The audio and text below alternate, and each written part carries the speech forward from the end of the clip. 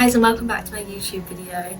If you haven't already checked out my last videos, they were on eating disorders, and yeah, I hope that you guys found them beneficial. I'm carrying on today with another mental health video. This time I'm doing it on BPD. I asked you guys on Instagram some questions.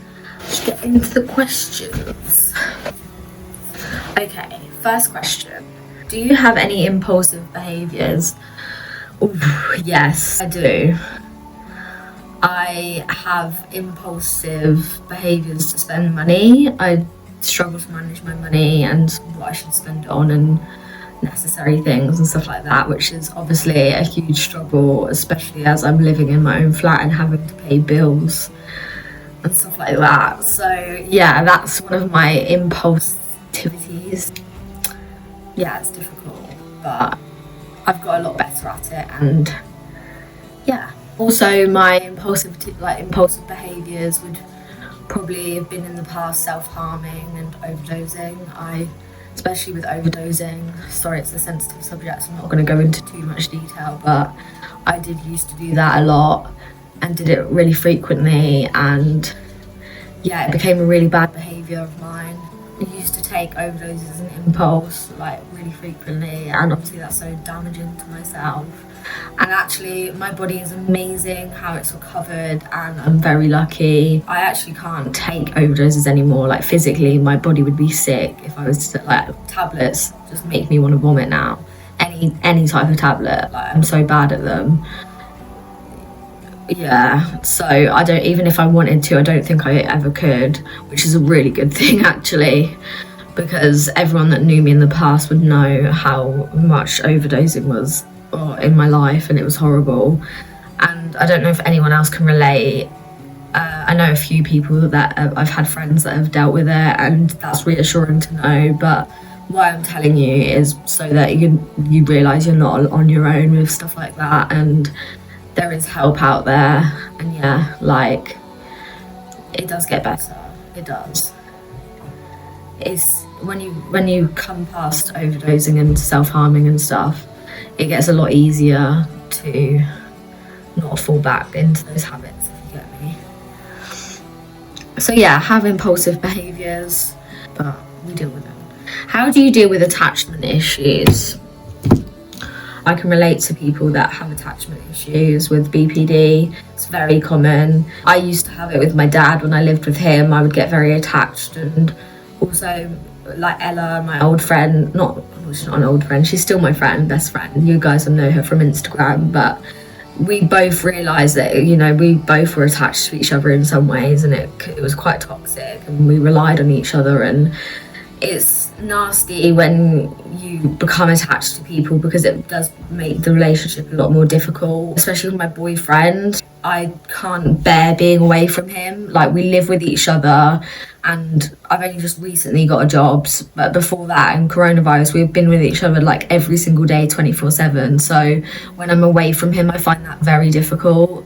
But with starting my new job, that's really going to help me. So I would say do things that are gonna break it apart a little bit with your attachments. You know, find hobbies and stuff, or do other things that distract you to manage, because it's difficult having attachments with people. You can become obsessed, and you know, if they don't reply, you can think it's the end of the world and that they don't want to be friends with you or whatever. Like, it's difficult. I'm slowly starting to get that less attached to my boyfriend, which I need to. It does put strain on the relationship. I don't know if he'll talk about it at all. I want him to talk in this video, but I'm not sure he will. We'll see. But yeah, I'm still dealing with attachments, but I'm getting a lot better at it, and I'm becoming a lot more independent. And I would say just build those boundaries and realise what is okay and what is your BPD, and just define those differences, and just be mindful of what's your BPD and what's you. And you know, it's possible to have a good relationship still with having BPD. You can still have good friendships and healthy relationships. It takes a lot of work, but you can get there. What therapy do you do? I do DBT therapy, and I must say, I urge anyone to try it. Like, I have been offered it for years. Ever since I got diagnosed with BPD, I've been offered this treatment under NICE guidelines, and because of the aspect of the group therapy, I always just pushed it away and said I'm not doing it. I was too scared. But honestly, ever since, I just, like, it got to the point where I thought, I don't know what to do anymore. I just thought, what the hell, I'm gonna just go in the deep end and take the therapy and see where it takes me. And it has done wonders for me. DBT therapy has. I have come such a long way in the space of a year. You have individual therapy and group therapy with DBT. I'll tell you what, it is a hell of a lot of work, and it's only going to work if you put your effort into it as well. You can't let the therapist do all the work. You have to put the effort in as well. It's a mutual thing. But it has done wonders for me, and I've learned how to deal with my emotions in a completely different way. And, you know, that's what it's about. Like, they do managing emotions and interpersonal skills and emotional stability, all those sorts of things you learn throughout DBT, and those skills will stick with you for life. You know, I've actually moving from young person services to adults, and they've offered me an additional 6 months of DBT therapy because of how well I'm doing in it. Like, they don't want to see me go downhill at all, like, not a chance. So they're offering me even more therapy when that's not really normal to happen. I would say you have to put your all into it. You have to be willing to take on what they say and do the homework and participate in everything that you do with them. A lot of mindfulness is involved, and don't get me wrong, like, I hated mindfulness when I heard of it and started doing it, but I'm slowly starting to learn that it kind of does actually help in some ways. Certain aspects of mindfulness I do like, and I'm starting to take it on board. But I would highly recommend DBT therapy to anyone that's bless me, to anyone that's thinking about it, because it can be life-changing. I really feel like there is hope for people that do DBT therapy. Let me guys know your experiences on if you've had DBT therapy, because some people have told me that they haven't found it helpful and stuff, but I think if you are in the right mindset to get better and to do better, then you can definitely recover. How to deal with intense mood swings. This is really difficult, and my heart goes out to the people that struggle with this as well.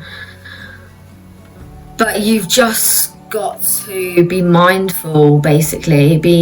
Focus on the moment, and when you're having an intense mood swing, just distract yourself and get yourself out of that situation, and just bring yourself back to the present moment. So practice mindfulness, practice mindfulness, because that is going to really help you. It's a roller coaster having mood swings, intense mood swings. It's exhausting. You know, some days I can go from being extremely happy for 5 minutes, and then the next 2 minutes later I'm absolutely suicidal or something. And it's a lot to deal with, and it's confusing and it's draining.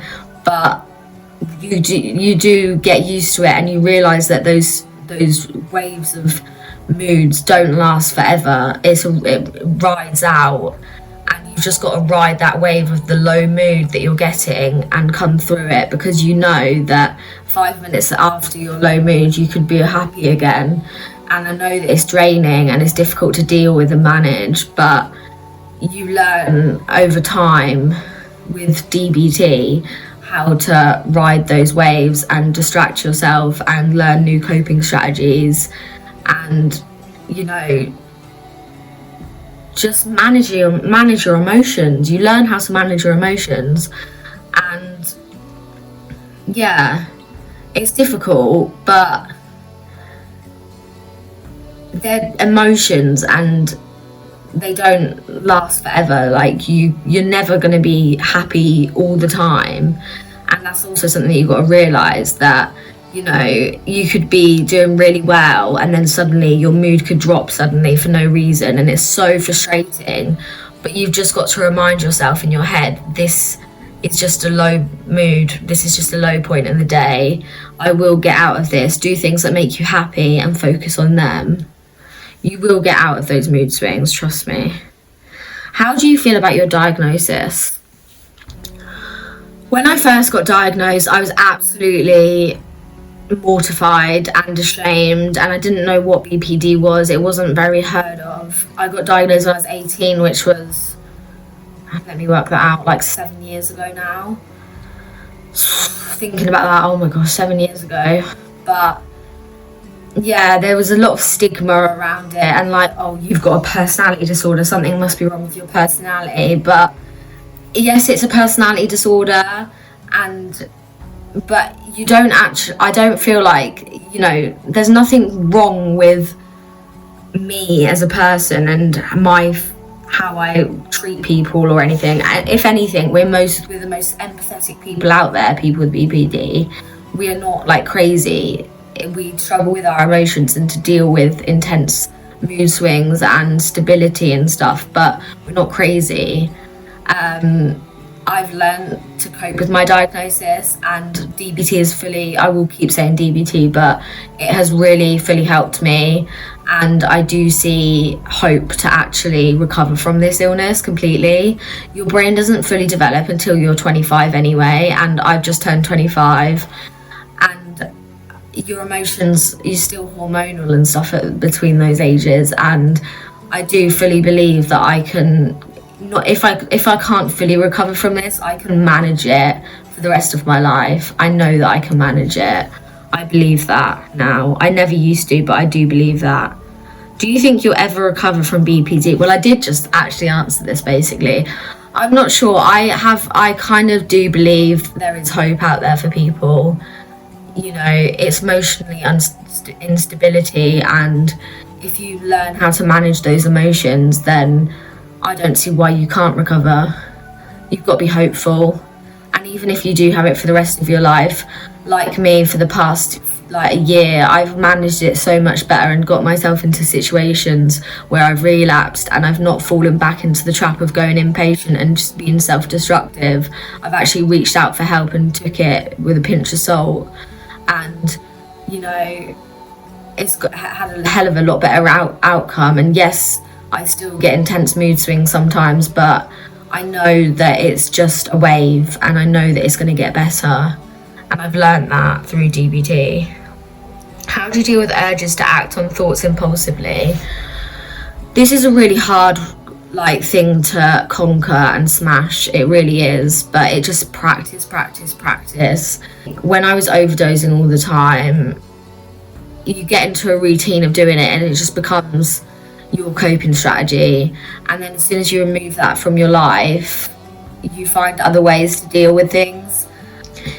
It just takes practice, like with self-harm as well. I actually did something really brave, and I had some stuff to self-harm with. I kept on to it for ages and ages, even after not self-harming for a while, just for security. And I think people will understand that. It's kind of like a safety net for us. And I didn't dispose of them when I should have, because that's the common, like that would make common sense to get rid of them so I can't use them. But for safety, in my head, I wanted to keep them. However, like the other week, I gave them to my boyfriend, and it's so empowering to get rid of that and not have that in my life anymore. Yes, I can get other accesses, but it's not there in front of me, which makes it easier not to do it. So removing those bad coping strategies from your routine is one of the main things that you need to do. You need to just bin the rubbish stuff that is harming you and think of different strategies.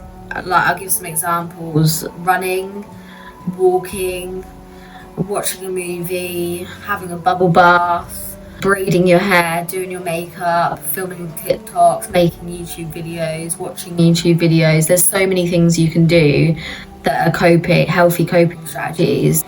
It's hard to deal with impulsive thoughts, but once you ride them, you'll be so damn proud of yourself that you got through it and that you didn't give in. Because when you do it, you kind of feel like you've taken 10 steps backwards, and you get into the routine of thinking, well, I failed, so I'm just going to carry on failing.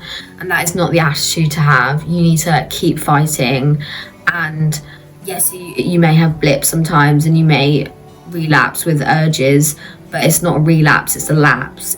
It's you know, you can come back from it. Don't be so hard on yourself. Bad things happen sometimes, and yeah, you can get out of it. Does having BPD affect your relationships with other people? Yes, it does sadly affect relationships. But if you have good people in your life, then they will understand. I've lost people, I've lost friendships, I've lost housemates at uni, I've lost loads of friends and stuff to my illness, and you do really realise the people that stick around. You can find good people that will love you for who you are and take on everything you have. Like, my boyfriend has been absolutely amazing through everything he's been through with me in bad stages, really bad places, and he's dealt with it. Yes, he probably has suffered badly with trauma for it, but I take my hat off to him because he's still stuck by me. And my friends like Hannah, she's been through a hell of a lot with me, and it's just like examples of when I used to get intoxicated every weekend and I would get paralytic all the time and end up in A&E, yet Hannah would still go out on a night out with me the weekend after, not because she's aiding me to do that, because she got so fed up with doing that, having to come to hospital with me, and that must have been so horrible for her. But she kept doing it because she knew that I liked to go out, and she was a good friend of mine, whereas other friends have just binned me off and stuff. Like, I don't know, you can get some special people in your life that will stay with you. It's possible. There's friends out there for everyone, and it doesn't matter if you don't have many. Like, hold on to the ones you've got. It does affect relationships, but your friends and family, or whoever your relationships are with, will learn how to deal with it, and you can talk through things when things are happening and things occur. But it's manageable. It can hinder relationships sometimes and affect them, but if there's strong, healthy relationships, then it will recover and it will work out for itself. But you learn how to manage things better, and seeing other friends in situations that I've been in makes me realise what my friends and family went through and how I don't want to put them through that again. So really, like, it's a turning point for me. And yeah, you come out stronger. And if anything, I've said this already, but we're the most empathetic people with BPD, and we care a lot about our friendships and relationships and stuff, and we're so loving, and we just want to give the love to people that we think deserve it. And we're not crazy people, guys.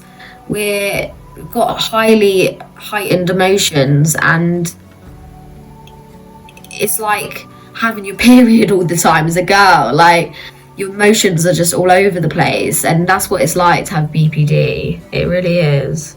How does your boyfriend deal with it? Sorry about this little intake video, but this question I didn't know Harry was going to actually answer sitting down, but he decided to do that. Thanks to him. It was, how does your boyfriend deal with your BPD? So I'll just insert it quickly now, and yeah. Well, it's an emotional roller coaster. I think it's important to know when you need to be there and step in and show your support, and then I think perhaps it's also important to know when you need to step away and let the professionals get in and do what they need to do, because sometimes you might not know what the right thing to say or the right thing to do is. Sometimes the right thing is to just say and do nothing, and of course just be there, but it's finding that balance and working together, the right steps, and make sure Liv can develop better behaviours and better emotional responses to things. That's my take.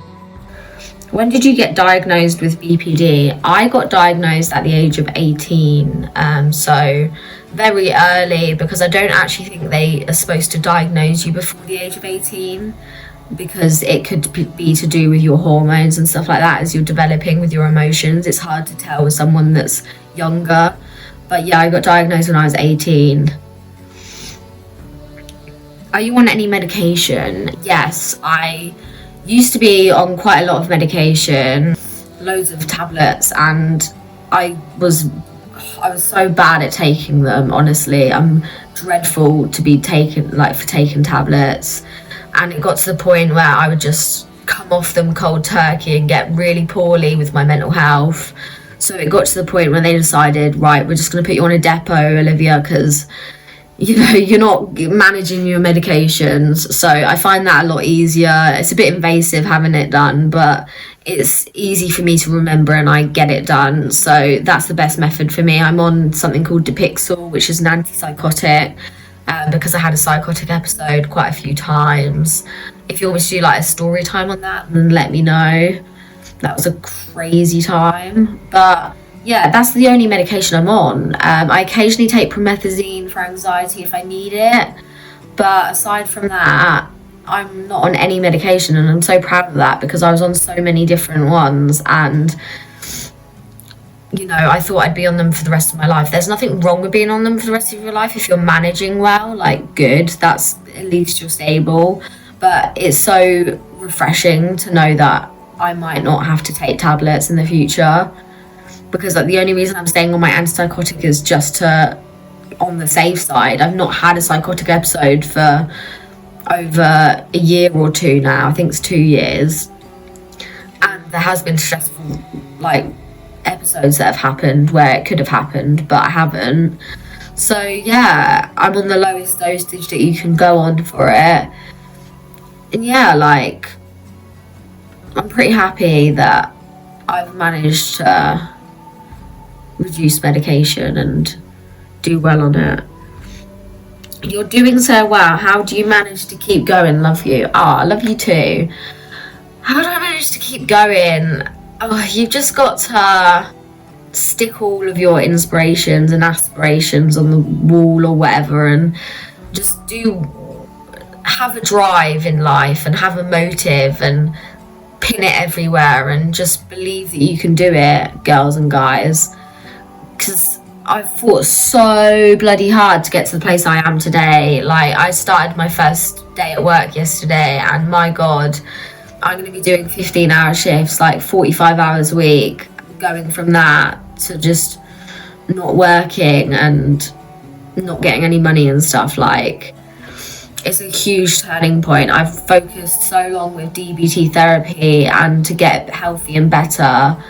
That's why, you know, I'm in a good place, because I took the time out to actually focus on my mental health. So many times be in yo-yo recovery, or be doing well, go back to uni, have a break from uni, and then relapse again. And the stress of education and stuff, I don't know if I will go back to it. We'll see.